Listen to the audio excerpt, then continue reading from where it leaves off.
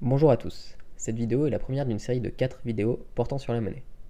Je vais aborder ici des notions relativement larges que la plupart d'entre vous connaissent probablement déjà. Cependant, je me suis aperçu que la monnaie était une question complexe que la plupart des gens ne maîtrisaient pas. Il me semble donc utile de revenir sur certains points avant de pouvoir aborder dans les futures vidéos un système alternatif d'imposition et de distribution des richesses. Si vous avez aimé cette vidéo, je vous invite à échanger dans les commentaires et partager cette vidéo au plus grand nombre. Par ailleurs, si vous voulez être tenu au courant de la sortie des prochaines vidéos sur le sujet, je vous incite à vous abonner à la chaîne. Sur ce, commençons.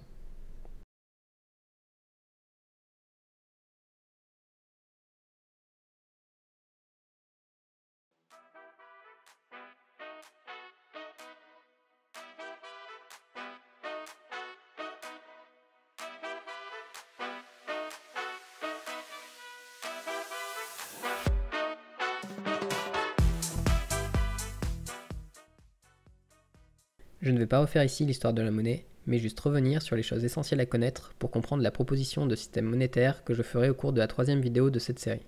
Pour faire simple, la monnaie sert principalement à faciliter les échanges de biens et de services entre individus. Par facilité, on utilise une monnaie physique, en papier et en métal, ou une monnaie dématérialisée.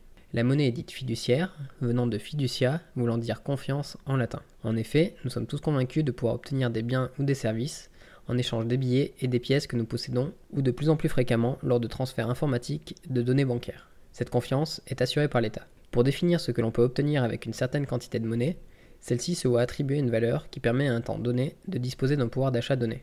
Celui-ci peut augmenter ou diminuer si la monnaie prend ou perd de la valeur. On parlera alors de déflation ou d'inflation. Actuellement, la Banque Centrale Européenne, BCE, est chargée de veiller à ce que l'euro garde une valeur relativement constante. Enfin, la monnaie ayant une valeur, il est possible d'en accumuler en la stockant. Voyons désormais d'où provient la monnaie que nous utilisons. Tout d'abord, qui produit les pièces et les billets? L'euro est utilisé dans les 19 pays de la zone euro. Les pièces sont produites par chacun des pays membres de cette zone, tandis que les billets sont produits dans des imprimeries spécifiques. Seuls 11 pays, dont la France, disposent de l'équipement nécessaire pour l'impression de billets sécurisés. La France est d'ailleurs le plus gros producteur de billets, avec 22% de la monnaie émise depuis l'apparition de l'euro, sous forme physique, le 1er janvier 2002. Par ailleurs, il faut savoir que la quantité de monnaie produite relève de la BCE, qui fixe le nombre de coupures et de pièces à fabriquer par chaque pays, et que l'euro, bien qu'appelé monnaie unique, est en réalité une association de monnaies nationales à taux de change 1 pour 1. Cela signifie que les 19 États disposent d'une monnaie propre, qu'ils appellent tous communément euro, et échangent à taux 1 pour 1 sur les marchés financiers. Donc si l'un des pays souhaite quitter l'euro, il n'aurait qu'à réimprimer une monnaie nouvelle en quantité similaire à celle qu'il possède à l'heure actuelle et en changeant son nom. Son taux de change se mettrait alors à varier en fonction de l'état de son économie vis-à-vis des pays voisins, comme le font aujourd'hui toutes les monnaies du monde les unes vis-à-vis des autres. Nous pouvons ensuite nous demander qui choisit la quantité de monnaie devant être produite. Jusqu'à la création de la BCE, ce rôle était dévolu aux banques centrales nationales. Depuis, la BCE a pour charge de maintenir la stabilité des prix en évitant toute inflation. Elle ordonne donc l'émission de monnaie lorsqu'elle le juge nécessaire pour l'économie de la zone euro. La création de pièces et de billets ne contribue cependant pas à augmenter la masse monétaire. Ces derniers ne sont là que pour permettre à la population d'accéder auprès de leur banque à une monnaie physique pour effectuer leurs paiements quotidiens. La création monétaire intervient dans d'autres cas de figure qui sont les suivants. Le premier cas de figure consiste en l'achat de titres de dette publique par une banque centrale. Ce rachat de titres crée de l'argent ex nihilo. C'est ce que l'on appelle communément la planche à billets. La Réserve fédérale américaine le fait régulièrement, tout comme la Banque du Japon ou d'autres banques centrales. Cela consiste grossièrement en l'achat de dettes étatiques par une banque centrale pour éviter de devoir emprunter sur les marchés financiers avec des taux d'intérêt variables. Lorsque la dette des États devient élevée, le remboursement de ces intérêts vient en effet étouffer leur budget. Il est donc préférable, dans certaines situations, de pouvoir faire appel à la banque centrale pour emprunter à moindre frais. La France a commencé à emprunter fortement sur les marchés financiers suite à une loi de 1973 l'empêchant d'emprunter au-delà d'un certain montant auprès de la Banque de France. Cette contrainte fut ensuite transcrite dans les textes européens. Il est ainsi estimé par certains économistes que la dette actuelle de la France relève en grande partie des intérêts de la dette, plus que des emprunts en eux-mêmes.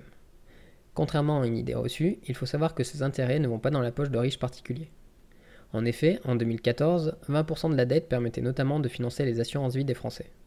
De plus, elle était détenue en 2017 à hauteur de 45% par des Français et à 55% par des créanciers étrangers, principalement des banques centrales et des fonds souverains. La part de titres de dette détenus par des créanciers étrangers était de 66% en 2014. Ce recul s'explique par un achat massif de dettes par la BCE, via les banques centrales des différents États suite à la crise de la dette des pays membres de la zone euro. Alors qu'elle s'interdisait jusque-là de le faire, la BCE a ainsi versé 1140 milliards d'euros sur 19 mois entre 2015 et 2016 pour acheter une partie de la dette des États. Il est par contre difficile de définir plus précisément à qui appartiennent les titres de dette. Ceci s'explique pour 3 raisons. Tout d'abord, l'État s'est volontairement privé de la possibilité de connaître ses créanciers afin d'assurer l'anonymat des investisseurs. Ensuite, la rapidité avec laquelle s'échangent les titres de dette sur les marchés financiers empêche de tracer efficacement les flux. Enfin, l'internationalisation de la dette et le nombre conséquent d'intermédiaires compliquent encore la recherche. Pour finir avec ce mode de création monétaire, notons que l'argent ainsi créé par les banques centrales doit à terme être remboursé par les États. Ce remboursement entraînera alors la disparition de l'argent créé. Cependant, dans la situation actuelle de crise généralisée, il semble peu évident que cela soit effectivement le cas à terme. Une autre manière de créer de l'argent, de manière temporaire, passe par l'emprunt auprès de banques commerciales. Dans ce cas, de la même manière que l'argent créé par les banques centrales, chaque euro prêté est un euro créé car la banque ne dispose pas de cet argent dans ses réserves. C'est la promesse de remboursement qui fait apparaître l'argent dans son bilan comptable. Celui-ci est détruit au fur et à mesure du remboursement de l'emprunt par le particulier ou l'entreprise qui en a bénéficié. La dernière façon de créer de l'argent consiste à spéculer. Ainsi, la plupart de l'argent actuellement en circulation sur les marchés financiers est virtuel. Grâce à des effets dits leviers, les banques peuvent démultiplier leurs profits en prenant des risques savamment calculés. Depuis août 2018, l'Autorité européenne des marchés financiers a publié des règles strictes concernant l'effet levier. Mais les banques peuvent toujours investir entre 2 et 30 euros pour chaque euro qu'elles possèdent réellement dans leurs réserves. Dans ce cas, les banques risquent la faillite si les titres qu'elles détiennent sur les marchés financiers perdent simultanément de la valeur. Si la banque possède 1 euro pour 30 euros investis, une baisse de 3 à 4% de leurs titres financiers peut suffire à entraîner leur faillite. La crise de 2008 devait participer à renforcer la stabilité des banques et à séparer leurs fonctions commerciales et financières, mais dans les faits, peu de changements ont eu lieu après cette crise et beaucoup reste encore à faire aujourd'hui. Ainsi, alors que les banques s'enrichissent grâce à notre épargne, sans que nous n'en touchions de bénéfices conséquents, leur effondrement toucherait chacun d'entre nous.